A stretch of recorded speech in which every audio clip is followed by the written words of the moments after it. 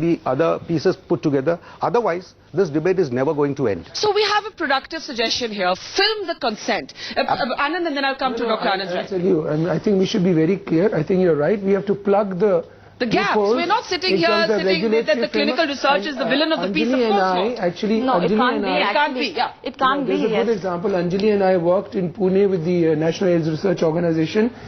It's, this debate about consent not having been taken, even with filming it will go on. Achha. So what we devised a system which not only allows other community members to be part of the empowering process, the conversation, but that suppose there is a problem, there is a guaranteed remedy in terms of medical treatment, plus we don't have to resort to courts. A person should be able to get compensation so that the person can survive.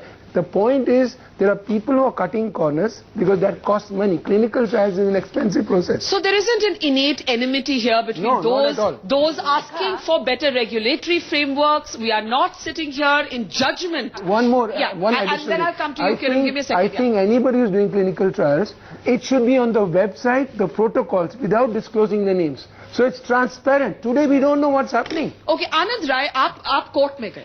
आपकी RTI की वजह से ही ये जो इंदौर का case है, supreme court took notice of it. यहाँ पे अब बात हो रही है कि जो मेन प्रॉब्लम है वो कंसेंट को लेकर होती है. लोगों को समझ नहीं आता, वो फॉर्म साइन करते हैं. तो यहाँ पे दो सजेशंस आई हैं.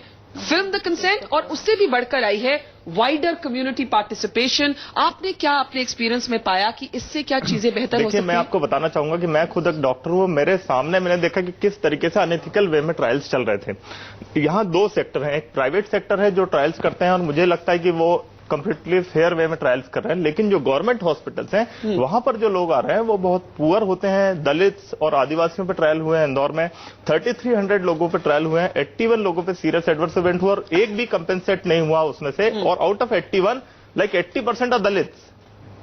सो आप कह रहे हैं कि जो प्राइवेट सेक्टर है उसमें ठीक ठाक होता है, लेकिन सरकारी अस्पताल जहां पर लोगों को नहीं समझ आती, तो मार्जिनलाइज जो जाते हैं. I don't think one can come to that conclusion. I'm not saying that. He is saying that. That is what he is saying. It's his opinion. He's allowed to express it. Yeah, we cannot harm the medical industry just because our law and order is faulty. We cannot stop new development of drugs and all that just because we are poor enough to not implement our laws properly. But do you agree that sometimes the uneducated or the poor are more likely to be vulnerable in the non-implementation of the guidelines? Would you agree with that? Well, I haven't come across any, but if somebody has, yes, I just heard him. Yes. And it's really a sorry scene I'd like there. to make Yes. Yeah, I think the important thing is, the adverse event following immunization. And, I just want to differ with you.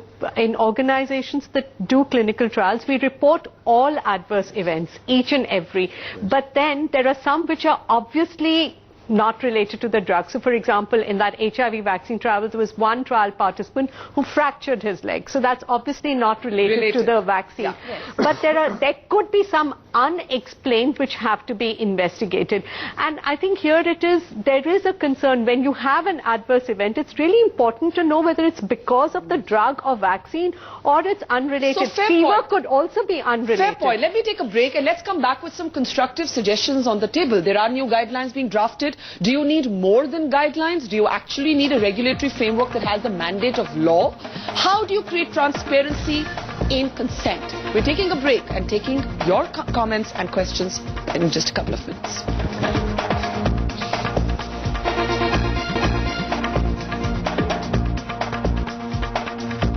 On We the People, what are the gaps that exist in our regulatory framework that we need to plug to ensure that when somebody undergoes a clinical trial, they are protected and are able to seek compensation and justice if something were to go wrong? Before we return to our panel, let's take some questions from the audience. We have, concluded from all this that the vulnerable population, by and large in India, we know India is a poor country, we are uneducated. So, can we have right from the beginning of a trial some kind of, legal support more for them since they are uneducated? Anand, would you make a change in the law? Yeah, I think I have a few suggestions. Quickly, I think the regulatory framework has to be strengthened, especially in the conduct of the trial. Yeah. I think we need to have proper consent procedures. I think doctors also need to know the law. A lot of time doctors don't know the procedure. they also have to be informed. So it has to go beyond guidelines therefore. The guidelines. And on compensation and how you get compensation, they have to be worked out. All right, let's take another question here. Yes. And why we are using a placebo in the presence of our existing standard treatment or therapy, especially in the people who are suffering, who are seriously ill people. Let Dr. Menon take that, the use of placebos. Dr. Menon. Yeah, any organization which is wanting to conduct a trial can't start a trial on its own, whether it's placebo control, active control, open label, whatever. This has to be actually submitted initially to the regulators. It goes to the ethics committees evaluate it, and only then would that trial be allowed to begin. I can give you, number of examples. If you look at carcinoma of the tongue, cisplatin-based chemotherapy regimes are standardly used. Yeah. But if you have a new agent, what you do is that in these patients, the two arms, one arm gets the active drug, the other arm gets the placebo, and then you try the new drug across, So these are models which definitely help. So it's not that placebo-controlled trials are not the norm, but once it goes through the regulatory framework, it's approved by ethics committees. Then okay, let's take another question here. Ma'am, you were telling me in the break your mother is suffering from Parkinson's, and you had a question. I'd like my mother to also be a beneficiary of Parkinson's disease clinical trials. My mother's been suffering from that disease for the last 4 years. It's not easy to watch her totally disintegrate the way she is physically. And do you worry? Do you worry about the risk, or you're willing to take it? I am willing to take it. In fact, I have written to one of the clinical trials happening in the US to ask them, are they coming to India and can I volunteer my mother for clinical trials for Parkinson's disease? My point is, if there are gaps in the regulatory framework on clinical trials, fix them, but do not call or do not stop all clinical trials that are happening currently, because important to bring life-saving drugs into the country and give people like my mother a chance. Dr. Malad, there are both ends of the story here, that there are people who are saying, please, let there be a trial for this ailment, and there are people who are saying, we didn't know we were part of a trial. Where's the gap, Dr. Malad? Yeah, I think there are several gaps. For example, to begin with, I think all our ethics committees need to be appropriately appointed and trained. Yeah. If they are not trained, they can't be on the ethics committee. The So second is the investigators have to be trained. And that means we need to take the training right up to MBBS level. It's not just the guidelines, but laws should also be accredited. The ethics committee because there are free-floating independent ethics committees that is giving, okay, so I think recently the ministry is working on this. But till now, we didn't have any registration process for ethical committees. The first step is to register them and then have a process of accrediting them. Otherwise, till now, the ministry is kind of getting that enforced. But up until now, any 5 people could just sit down and be an ethical committee. So I'm going to ask all of you to make one suggestion. I just want to say that those of us who are talking for a stricter regulatory framework is not opposing science or clinical trials at all. This impression that, 90% is very good, so what if 10% have died? No, every life is important. I think that is absolutely no disagreement with that. Every life must count. And we're just going to hear from 2 more people. A 16-year-old girl who feels her life was transformed positively by a trial, and a 64-year-old man who again says he was part of a trial without his informed consent. Ramadhar Srivastava, आप एक electrician थे. आपके साथ तो tragedy जो original हुई वो union carbide की गैस लीक से हुई, जिससे आपको जो आपकी सेहत में प्रॉब्लम्स हैं आपको, तो आप भोपाल मेमोरियल हॉस्पिटल जाया करते थे. वहां पर आपने एकदम से पता लगाया कि आपके ऊपर एक दवाई का ट्रायल हो रहा है. आप बताइए क्या हुआ आपके साथ? पहले तो मैं जैसे मारा हुआ था, फिर ये ट्रायल हो गया, तो दूसरा तो ये हो गया था. क्या करूं मैं? जब मेरे को मीडिया ने बताया तो मेरे को बहुत परेशानी हुई साहब. आपको मीडिया ने बताया कि आप ट्रायल के हिस्सा थे? जी हाँ. और आपकी मैंने प्रिस्क्रिप्शन देखी, उस पे एक कोड नंबर लिखा था. आपके साथ ही आपकी बेटी है? हाँ. अच्छा, आप बताइए, क्योंकि आपके फादर कह रहे हैं उनको मीडिया से पता लगा कि वो एक ट्रायल के हिस्सा है. लास्ट 2008 के अंदर एक मीडिया से आए थे, तो उन्होंने आके हमारे घर पे बताया कि आपके फादर के ऊपर ट्रायल हुआ है. अच्छा, उस दिन से तो हम बड़े सरप्राइज हुए, और उस दिन के बाद फिर पापा आज भी बीमार हो जाते तो हॉस्पिटल जाना नहीं चाहते. क्योंकि अब हॉस्पिटल जाने से डर लगता है उनको। तो हमारा तो यही कहना था कि कम से कम एटलीस्ट आप थोड़ा सा बताए तो करते कि क्या कर रहे हैं आप, कुछ भी करेंगे तो कैसे मालूम चलेगा। और आपने आरटीआई भी फाइल किया और हॉस्पिटल ने कहा ये आरटीआई के एम्बिट में नहीं आता। जी हाँ, हमने आईटीआई फाइल किया कि भैया आपने क्या क्या फेस यूज करा है, क्या करा है बताइए आप। तो उन्होंने हमें आंसर्स दे दिया कि हमारी एक कमेटी है और वो शायद सेंट्रल गवर्नमेंट ट्रांसफर हो रही है, तो हम आपके कोई भी क्वेश्चंस का आंसर्स नहीं दे सकते। अच्छा, इस ट्रायल का कोई साइड इफेक्ट हुआ इनकी सेहत पर? लास्ट टाइम तो ये कि जब ज्यादा मतलब ट्रेवल नहीं कर पाते हैं, फ्रस्ट्रेशन ज्यादा रहते हैं, एटलीस्ट आप थोड़ी बात बोलेंगे समझेंगे या ना समझेंगे, आंसर्स देने में प्रॉब्लम आती है। अब एटलीस्ट आप क्या कर सकते हैं। तो इसमें अब आप क्या चाहेंगे? न्याय चाहेंगे, कॉम्पनसेशन चाहेंगे? नहीं, मैं सबसे पहले तो जस्टिस चाहता हूँ कि कम से कम आप जब ट्रायल कर रहे हैं तो किसी को कंफर्म तो कर दें कि हम कर क्या रहे हैं। तो आपको मीडिया से जानकारी पड़ी, लेकिन आप फिर भी आज आपको वही हॉस्पिटल वापस जाना पड़ता है ना भोपाल में? हाँ, जाना पड़ता है। वो है यूनिट। हाँ। यूनिट से दवाई ले आता हूँ मैं। हाँ। 1 महीने की वो दवाई खाता हूँ सिर्फ खाली, लेकिन हॉस्पिटल नहीं जाता हूँ, ना हॉस्पिटल जाऊँ। हॉस्पिटल जाने से अब डर लगता है? बिल्कुल नहीं जाऊंगा कभी भी। अनंत राय, क्योंकि आपने इनकी भी मदद की, you been involved in all these cases in Madhya Pradesh, तो यहाँ पर this is also something that supreme court has intervened in many of the trials that were taking place on victims of the gas tragedy. But यहाँ पे दोबारा सवाल उठेगा कि हो सकता है ट्रायल्स के जरिए ही उन विक्टिम्स को कुछ मदद मिले। देखिए, मैं आपको बताना चाहूंगा कि आप ट्रायल से ट्रीटमेंट को कंपेयर मत करिए। ट्रायल अलग चीज है, ट्रीटमेंट अलग चीज है। ये जो लोग हैं इनको गिनीपिग के रूप में यूज किया गया है, और वो जो लोग हैं सारे वल्नरेबल ग्रुप ऑफ सोसाइटी, खासकर मैं मध्य प्रदेश की यदि बात करूं तो वहां मोर देन 5000 लोगों पे ट्रायल हुए, सारे वल्नरेबल ग्रुप से हैं। और so we come back to how to protect the vulnerable while still allowing science to proceed. I have Namrata here with her mother, she is 16 and was suffering from diabetes. आप बताएं कि क्यों आपने ये फैसला लिया, और आपको समझ आई कि इसमें रिस्क भी हो सकते हैं, फिर भी आपने किया और आपको काफी फायदा हुआ है इससे? यस, हमें सब कुछ बताया था कि स्टडी में मुझे बहुत से साइड इफेक्ट्स हो सकते हैं, व्हाटएवर। तो हमें पूरा टाइम दिया गया था, फॉर्म दिया गया था हमें पढ़ने के लिए। उसके बाद आपकी मर्जी है कि आप स्टडी में रहना चाहते हैं या नहीं, और बीच में अगर इफ यू वांट कि आप बीच में छोड़ना चाहते हैं तो it's your choice. Okay, and you decided to go for it. Did it help you? Yeah, it's really help me. As मैं 40 इंसुलिन 40 यूनिट्स लेती थी, और अब मैं सिर्फ 20 लेती हूँ उसमें। तो it's really effective for me, and I am really happy that I was a part of that study. So very differing perspectives here. Meera Shiva, one change that you would like to see in the plugging the gaps. You know, the vulnerable people is the poor people. They used to be donating blood. They are the ones who sell their kidneys. They are the people, women who sell themselves for the family. The last resource, their services. So I think what are the kind of subjects being selected? This is something that has to be kept in mind. Number one, who the volunteers for trials? Okay, and this separation of those who are needing treatment and trials are being conducted on them is one thing. Like sodium thiosulfate was the antidote for MIC, which the Bhopal gas victims did not get. So now the trials that are going on are not necessarily for their welfare. These are trials of certain drugs for somewhere else. Okay, Anjali, on this point, lots of different points there, but on this point, to be more selective about who undergoes, who volunteers for trials, it's often the poor. Parallels drawn, for example, in the surrogacy debate here. How would you plug this gap? See, there's a huge debate that goes on what's the right kind of compensation and when does compensation become inducement. So, you know, I don't want to get into that. Clinical trials, as Kiran mentioned, is the last stage. You know, there is research and development in labs, there is toxicology study, and you have to do clinical research for new developments.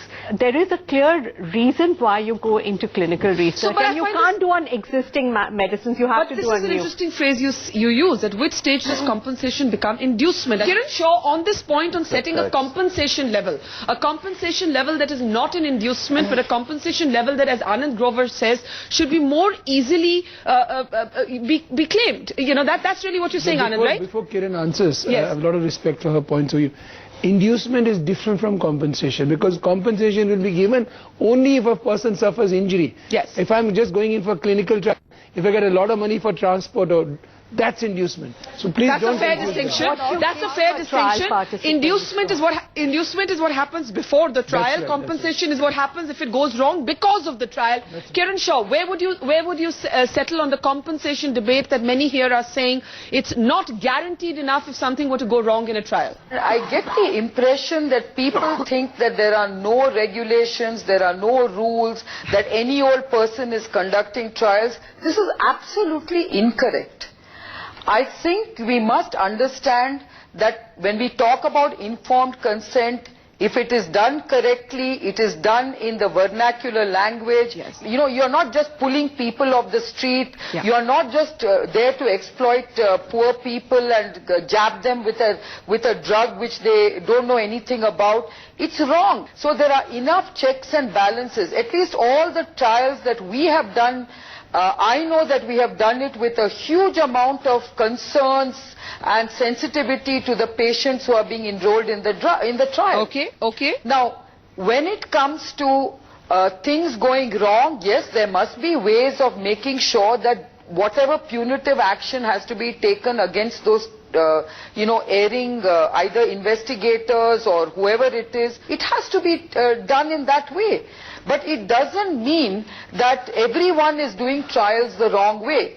Now, when it comes to compensation, I think this has to be understood and agreed upfront. Because whoever is enrolling for the trial must understand what they are entering into. And by the way, I want to make one strong correction. The understanding of placebo is completely wrong. When you do a placebo-controlled trial, it does not mean that you give one, a patient a drug and the other a placebo. Yeah. It is always added on top of standard of care. Okay, so the standard of care is the placebo and the add-on drug is normally the trial drug. Okay, I have to start ending the Sujata. Just 2 points. On the compensation issue, there is a little bit of a controversy on what is the methodology that is being applied for arriving at a compensation, which has, the socioeconomic background, the profession, the income, which then people and particularly activists have been saying that means a woman or domestic housewife who doesn't get an income would get a very low compensation. So there is a problem of methodology and that needs to be sorted out. But I would also like to say that when Mrs. Mazumdar is rightly saying that they could be going wrong, I admit that the guidelines are very good. We are talking about the exception cases when the guidelines are not being implemented. What is the law say on punishing those who have deliberately violated? Nothing. So you're saying the law does not offer punitive recourse? Let's take a question. Ma'am, I would like to mention about the case in Madhya Pradesh. I mean, how can you let the accused go just by a fine of ₹500? Is the cost of human life merely just 500 rupees? I mean, 5,000. Whatever. No, we are not saying that. But this links to Sujata's point. Kiran, if you want to briefly come in there, because I have to start winding up. The point being made that the law doesn't offer punitive recourse. Yes, so that is not what we are debating today. Yes. You have to take punitive measures on people who are unethically conducting clinical trials. By all means, please punitively, take action. All right, Suresh Menon. For instance, you can cancel the doctor's license. Cancel the doctor's license, compensation part, I think many of us would be aware that it is the industry which took the initiative to frame compensation guidelines through the ICMR. But nothing really happened from the government side. They didn't take it up. So you would accept new guidelines? Absolutely. But, okay, question here? The key to all this thing is a right decision, by the public, So everybody should be, the awareness program has to be created at this point of time. We're going back and forth on whether the guidelines therefore are enough. Is it in the implementation or is it in the change of the guideline? Anand Grover. Just take the issue of informed consent. People do not understand and the courts have not given a clear ruling on what is informed consent. Only in medical treatment the Supreme Court has said it means benefits, risks and alternatives. In a clinical trial the Supreme Court has not opined. So we need to put that up front. It's okay to say there are international guidelines which Kiran is talking about, but they are not applicable in law here. So if you violate it, it doesn't mean that you violated the rules. Okay, Kiran, do you want to respond to that? I want to just say that I think none of us here understand that actually if you do clinical trials properly with proper informed consent, that actually it is absolutely important for the investigator conducting the trial to make the patient understand what is involved. You've heard some of the people who have undergone clinical trials saying that they've completely understood what they were getting into. Of course, but what about That's the way it's supposed to be done. I think If you are trying to suggest... informed consent document. Okay, sorry. If you look at the but you accept the suggestions here. Let's go beyond the document. No, the document clearly leaves gaps. No, the document that we are talking about, I mean, if you look at an informed consent document which is administered to an Indian patient, it is no different from what would be administered for the same trial either in the US or in West. Because all the nitty-gritties about the drug, the complications, the side effects, the benefits, But to Anand's point, that if you break the guidelines here, you can't be punished by law. Is that a problem? But that is not for the industry to answer. That's not for the industry. Why should you not take responsibility? Whose problem is it then? Anjali, do you want to come in there? Yes, there are very clearly laid out laws, acts, guidelines, call what you may, in countries like the UK. When I was doing a quick search on seeing which were the worst examples of unethical clinical trials, 3 of them happened in the UK. So I think what Kiran is saying is right. You need to have punitive measures assigned, and there are some, we keep talking about these are guidelines. I mean, these are under the Drug and Cosmetics Act, so they can have the punitive measures attached to it. You're saying it's about enforcement, and it already exists on paper. Last question. There's this notion that probably the country is saturated with clinical trials, and there's rampant clinical trials happening in this country. I came across a stat. We have 1.6% market share of the clinical trials, whereas China has 8%. So we have a long way to go. It's not that we're being abused or this is hub now. This is a good point, and Kiran, you wanted to come in there, and then I really have to start ending. So quick last word here. No, I just want to say that we are focusing on clinical trials, but don't we have law to take care of medical malpractice? Good question. Sujata Rao, why can't existing laws take care of medical malpractice? They don't, because the clinical trials have to be governed by its own laws. But Anjali says there is an act. No, there is an act, the Drugs and Cosmetics Act. But as we've been discussing, there are a lot of inadequacies and insufficiencies. Yeah, but the guidelines are there, Sujata. Guidelines are there, but they're not adequate enough. It doesn't cover... Okay, so we have no agreement on this. I'll give Anand the last word, but I'll take a question here. But I think the ball is clearly in the court of the Director General. He should take action, and whatever law we are talking about, the Drug and Cosmetic Act and rules, they are clearly found deficient by the parliamentary committee. Files are missing. They are understaffed. So you're saying empower the Drug Controller General of India. Yeah, Anand. Actually, we don't even have 10% of the requirement in terms of the CDSO, the quality, the training. I think if you strengthen that, a lot of the problems would be solved. But there are inadequacies and lack of understanding, even in courts, on issues like informed consent. Informed consent is not accepted by our courts except in treatment. Okay, Kiran, one change you would make, one change you would like to see to plug the gap. First and foremost, I just want to say we are not the only country doing clinical trials. We are the country doing the least number of clinical trials. I wish people would really understand what clinical trials are all about. Absolutely, we should be a country doing clinical trials with the best ethical standards. And I really believe that this whole process will get plugged with a lot more transparency and understanding. I think we need registration processes, accreditation processes, and certainly a lot more disclosure on what kind of trials are being done in the public domain. All right, I think that's something that nobody would disagree with. Our future, our medical future, the lives of our children, our parents, ourselves, lie in the efficacy of clinical trials, but transparency is the buzzword, enforcement, implementation, and where there are gaps, strengthening and plugging those holes. Thank you very much. It's a complex subject. We're not the experts, though there are many experts here. We hope that they will sit across the table and reach some consensus amongst themselves. Thanks very much, everybody. Thank you.